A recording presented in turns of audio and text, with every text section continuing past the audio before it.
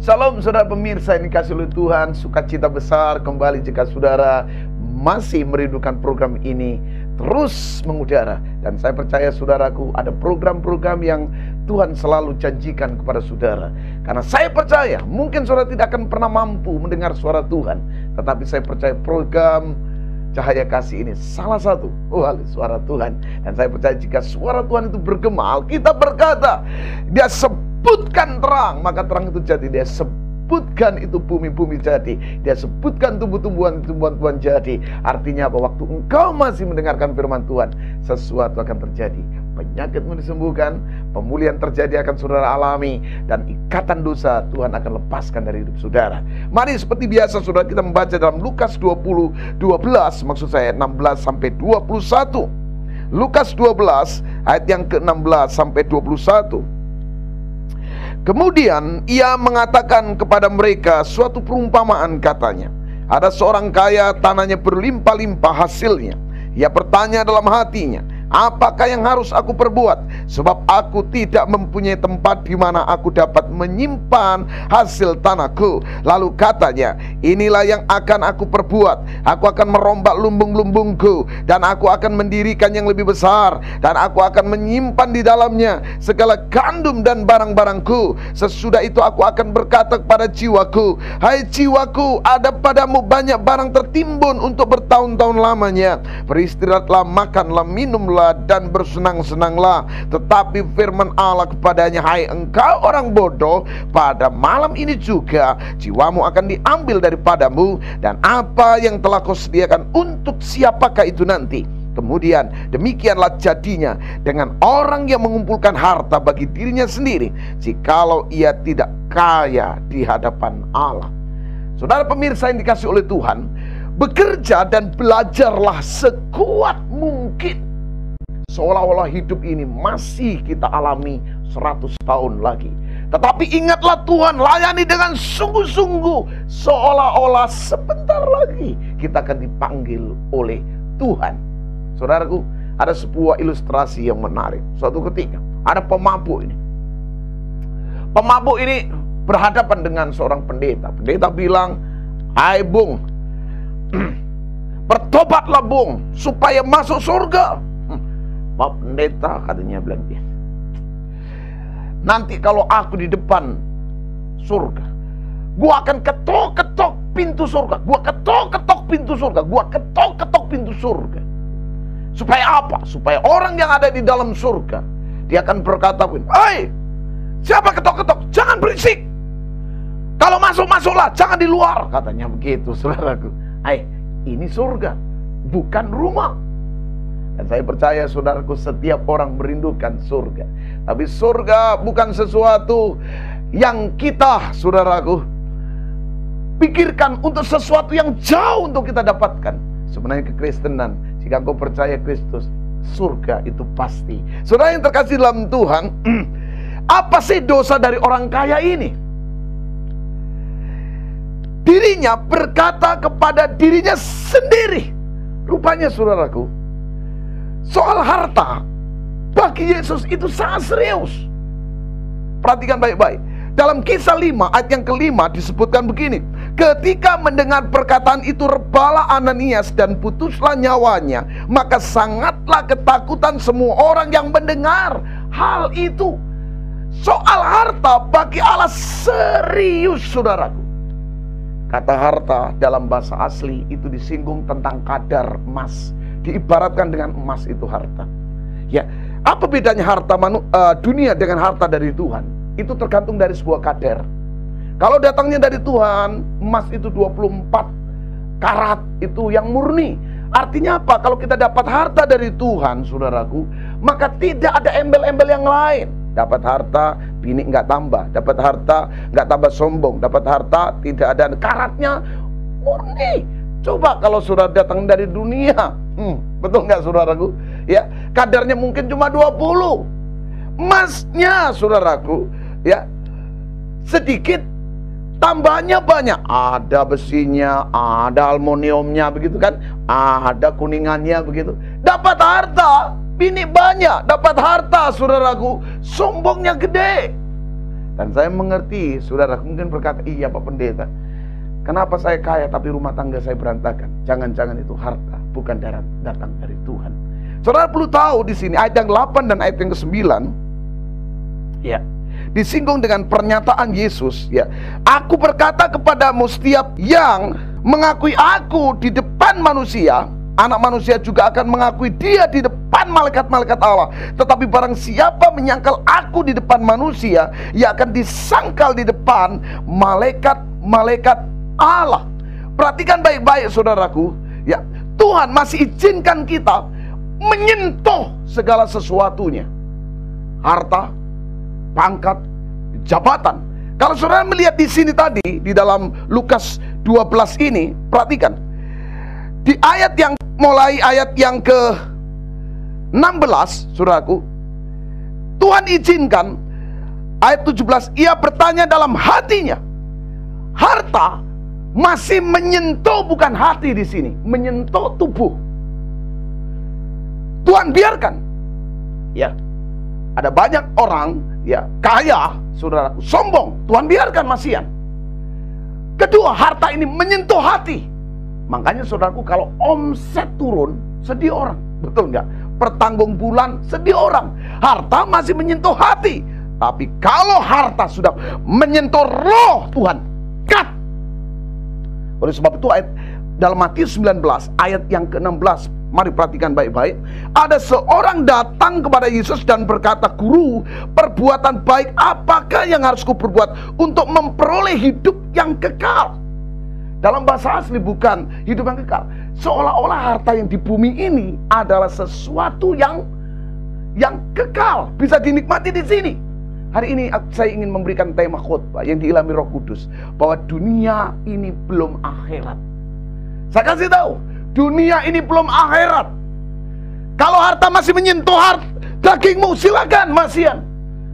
Kalau menyentuh jiwamu, masih silakan. Tapi persoalannya sekarang ini, harta sudah mampu menyentuh roh kita sampai kadar iman, kadar berkat Tuhan sudah diukur dengan dunia. Ini kiamat, saudaraku.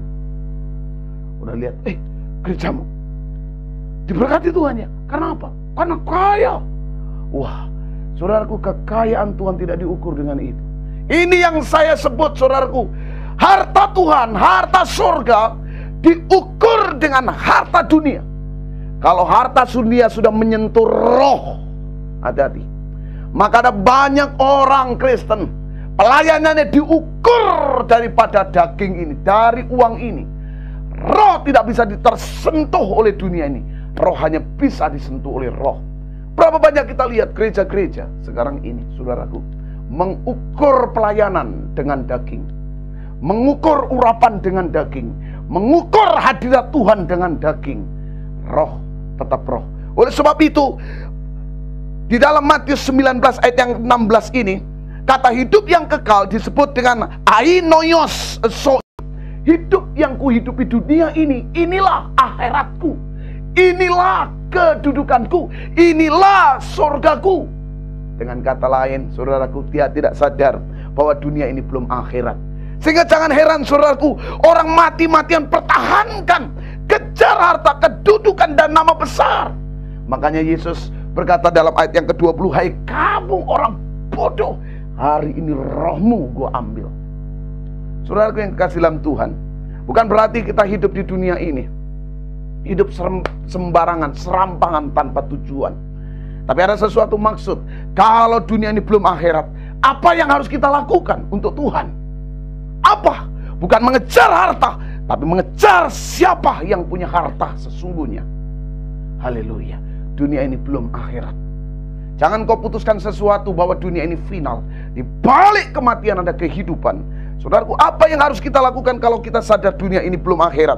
Dalam Yohanes 1 ayat 23 dikatakan begini, padang gurun, luruskanlah jalan Tuhan, seperti yang telah dikatakan Nabi Yesaya. Siapa ini? Yohanes. Yang pertama, kalau dunia ini masih belum akhirat, pertama, persiapkan jalan kita bagi Mesias. Ingat, jalan Tuhan bukan jalan tol. Jalan Tuhan bukan gereja. Oleh sebab itu ukuran Tuhan bukan ukuran gereja, tapi jalan Tuhan itu kita. Ya, luruskanlah bagi Tuhan, saudaraku. Ini adalah perkataan Yohanes. Artinya sadar nggak bahwa di hadapan Tuhan itu kita punya kerja utama. Kerja utama kita, pergi jadikanlah semua bangsa muridku. Tapi kerja sampingan kita, itu direktur, ya kan? Ya, kuli bangunan, apalagi saudara petani, ya, becak, tukang becak, saudaraku. Itu kerja sampingan kita. Sementara visi hidup kita ini kerja utama, jadikanlah semua bangsa muridku. Artinya dengan kata lain, hidup kita ini sebuah ibadah. Di dalam hidup kita inilah orang akan melihat jalan Tuhan.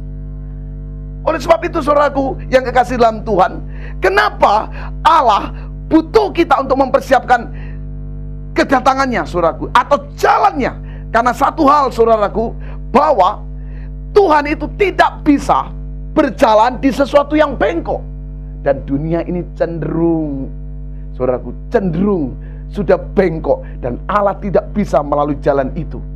Pengamat politik berkata begini, ya saudaraku, yang perlu diperhatikan adalah pemimpinnya.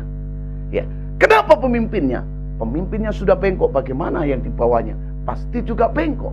Oleh sebab itu orang Kristen, jika engkau mengemban tugas jadi pejabat, saudaraku, engkau jadi seorang hamba Tuhan, lakukanlah dengan sesuatu yang lurus. Karena melalui itu nama Yesus ditinggikan. Engkau sebagai jalan-jalan Mesias. Ada saatnya engkau lakukan itu akan menjadi sebuah jalan buat Kristus. Orang tidak pernah melihat Kristus, tapi ketika lihat hidupmu melalui jabatan, melalui pekerjaan, melalui aktivitas, Tuhan Yesus ditinggikan.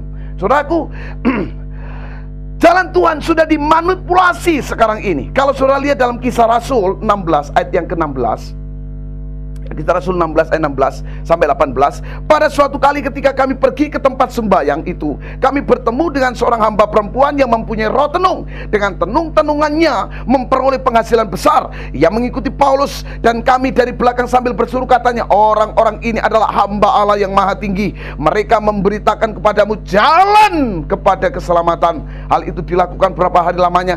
Tetapi ketika Paulus tidak tahan lagi akan gangguan itu, ia berpaling dan berkata pada roh itu, demi nama Yesus Kristus aku menyuruh engkau keluar dari perempuan itu. Seketika itu juga keluarlah roh itu. Perhatikan baik-baik saudaraku. Ada banyak orang tidak mengerti. Kadangkala kalau kita ngomong tentang Yesus, belum tentu itu jalan bagi Mesias untuk memberitakan kerajaannya. Ada roh lain, namanya roh tenung, untuk kebutuhan pribadi. Jangan heran ada banyak sekarang saudaraku, persekutuan dibuka di mana-mana. Jangan sampai roh tenung itu, yaitu kepentingan dirinya sendiri. Ada banyak, kita harus mengerti itu. Saudara yang terkasih dalam Tuhan, di dalam 1 Timotius 6 ayat yang ke-6 dikatakan begini, memang ibadah itu kalau disertai rasa cukup memberi keuntungan besar. Kata keuntungan besar, saudaraku, disebut itu rasa cukup itu keuntungan besar. Jadi kenapa saudaraku di gereja kadang-kala ngantuk? Karena saudara tidak mau keuntungan besar. Ya, di dalam Yohanes 10 ayat yang 10, saudaraku, merisos atau disebut limpah, itu adalah sebuah berkat yang datang dari Tuhan yang ditafsirkan dengan kalimat, itulah namanya biang. Nah, misalnya gini, saya kasih contoh. Ada biang gula, ada biangnya parfum. Tetapi kalau saudaraku dapat berkat dari Tuhan, saudaraku, maka saya kasih tahu, berkat itu akan merebak kemana-mana. Bukan egois, bukan pelit. Haleluya. Ya, jadi kalau engkau diberkati, saudara harus memberkati. Dan itulah yang disebut namanya perisos dari Tuhan. Saudaraku, yang kedua, mari kita lihat, kalau dunia ini, saudaraku, belum akhirat.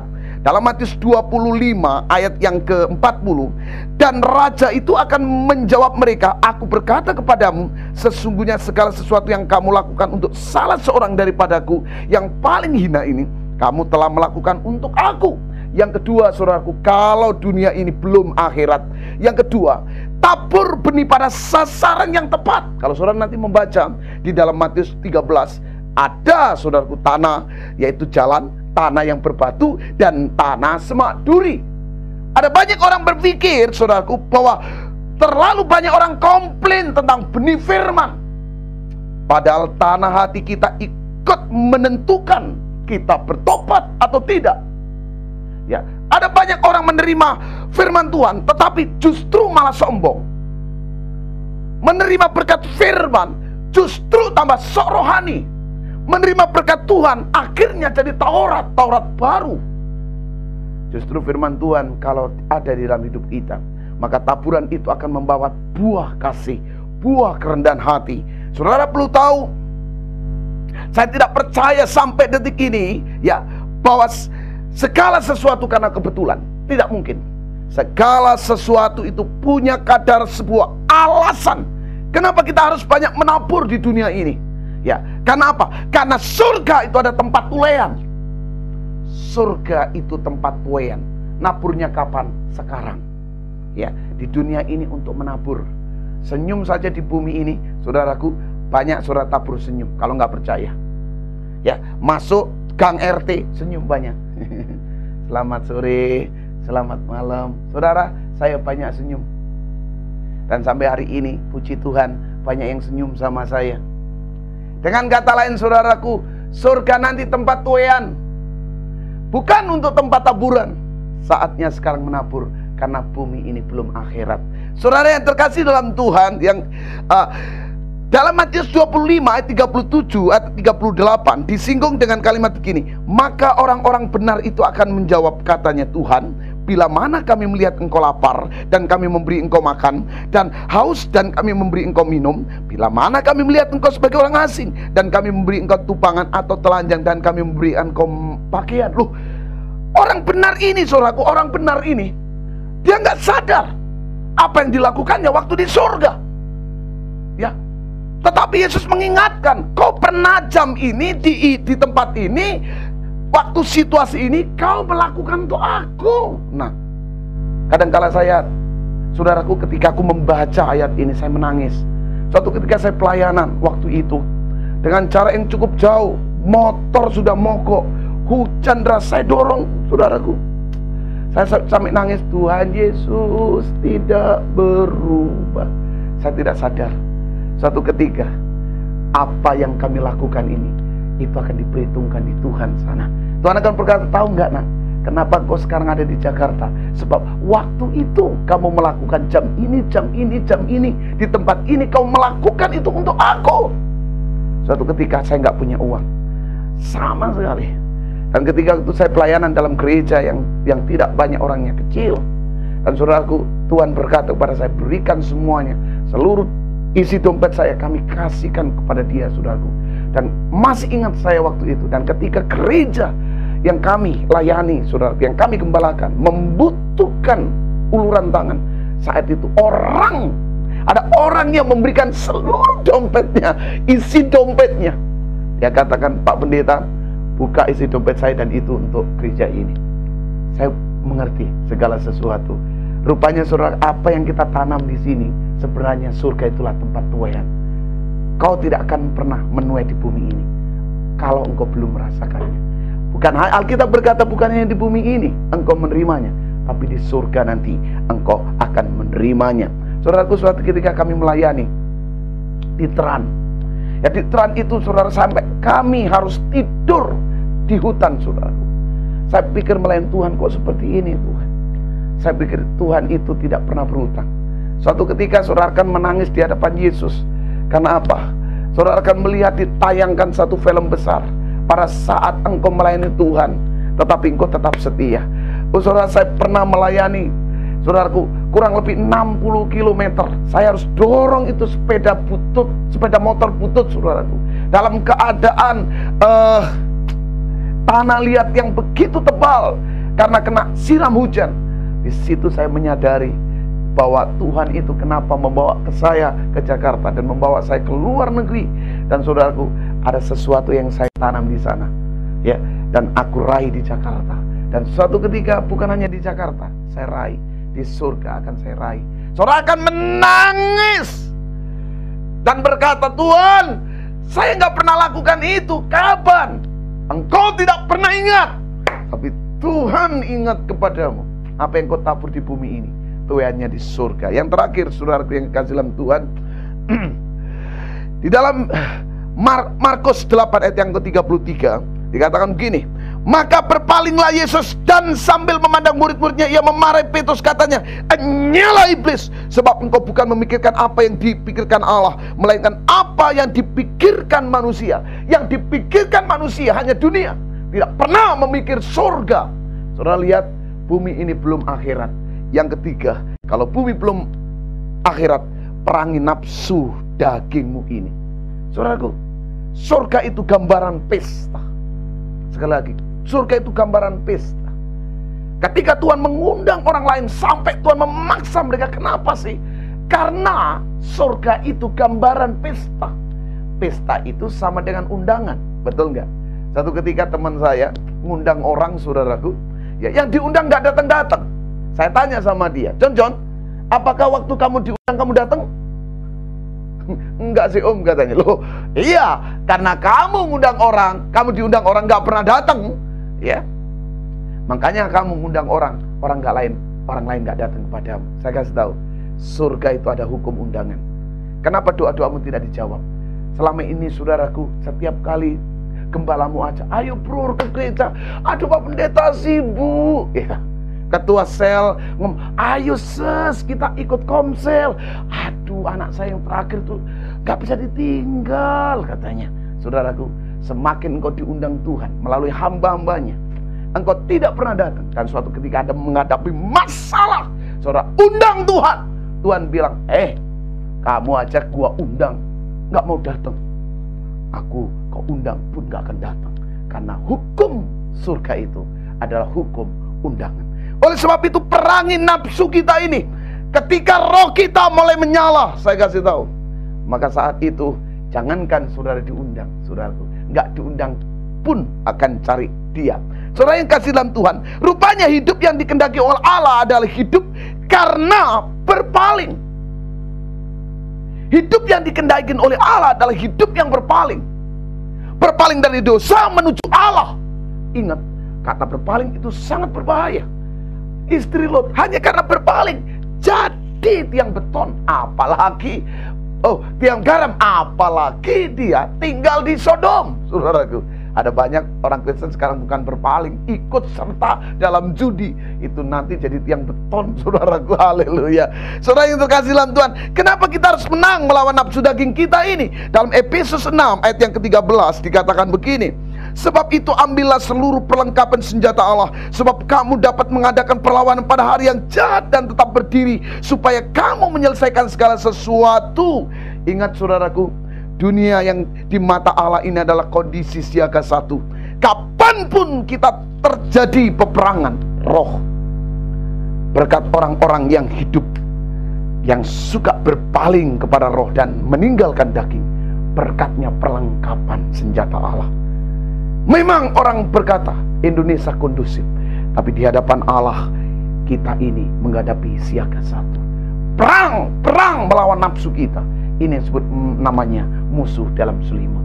Tundukkan kepala, saya akan berdoa. Bapa yang baik, kami tahu Tuhan ada visi besar di bumi ini, bahwa dunia ini belum akhirat, sehingga kami tahu hidup kami harus menjadi jalan-Mu Tuhan. Orang lain, suami kami yang belum bertobat, istri kami yang belum bertobat, orang tua kami yang belum bertobat, teman kami yang belum bertobat, tetangga kami yang belum bertobat, Tuhan, jadikan kami jalan-Mu dalam kasih, sehingga orang melihat Yesus karena hidup kami. Oleh sebab itu Tuhan, tanggalkan daging kami. Kami percaya Tuhan, kasih kami akan nampak melalui kehidupan kami. Dalam nama Yesus kami berdoa, haleluya, amin. Dan sekarang saudaraku, kalau saudara ingin menghubungi kami, hubungi nomor-nomor telepon yang siap membantu saudara. Dan pesan saya, maju terus dalam Tuhan. Dan saya berterima kasih atas partisipasi saudara yang merindukan program ini tetap jalan. Terima kasih atas sumbangsi saudara. Dan biarlah segala sesuatu yang dikembalikan kepada saudara. Dan suatu ketika Tuhan akan berkata, tahun ini kau menyumbang dalam program Cahaya Kasih. Dan ingat, hari ini kau kembalikan kepadamu. Maju terus dalam Tuhan. Tuhan Yesus memberkati saudara. Haleluya. Amin.